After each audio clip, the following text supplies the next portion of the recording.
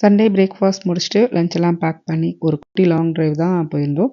கல்கரியில இருக்கிறதுனால கழுதக்கட்டா குட்டி சவருங்கிற மாரி பக்கத்துல இருக்கிற பேன்ஃப் தான் போயிருந்தோம். வேற எங்க போறது நம்ம இங்க இருந்துகிட்டு.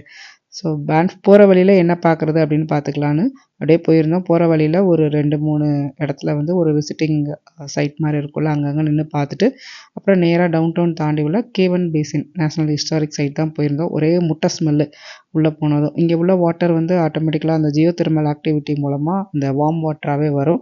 சல்ஃபர் மவுண்டன்ங்கிறனால அந்த எக்ஸ்மெல் வந்து இருந்தது. ரொம்ப நேரம்லாம் இங்க உள்ள இருக்க முடியாது. அந்த எக்ஸ்மெல் இருக்கிறதுனால கேவ்க்குள்ளக்க இருந்து பார்க்குற வியூ, இதே வியூவ நம்ம வெளியில இருந்தும் பார்க்கலாம். அந்த வாட்டர் வந்து வெளியிலேயே இருக்கிற மாரி இருக்கும். அப்புறம் இந்த ஏரியா வந்து இப்போ வந்து ஒரு அவுட்டோர் ஆக்டிவிட்டி ஏரியா மாரி இருக்கு. பட் 1990ஸ்க்குலாம் முன்னாடி இங்கேயும் வந்து ஒரு ஸ்விம்மிங் பூல் இருந்தது. அது வந்து ஸ்விம்மிங்லாம் வந்து இந்த வாட்டர் ஆக்டிவிட்டிலாம் ஸ்டாப் பண்ணதுக்கப்புறமா இந்த மாரி ஒரு ஏரியாவா கிரியேட் பண்ணி வச்சுட்டாங்க. அங்கேருந்து நேரா பவ்ரிவர் போயிட்டோம். அங்க லஞ்ச் முடிச்சுட்டு ஒரு சில ஃபோட்டோஸ்லாம் எடுத்துட்டு அப்படியே வந்து வீட்டுக்கு வந்தாச்சு.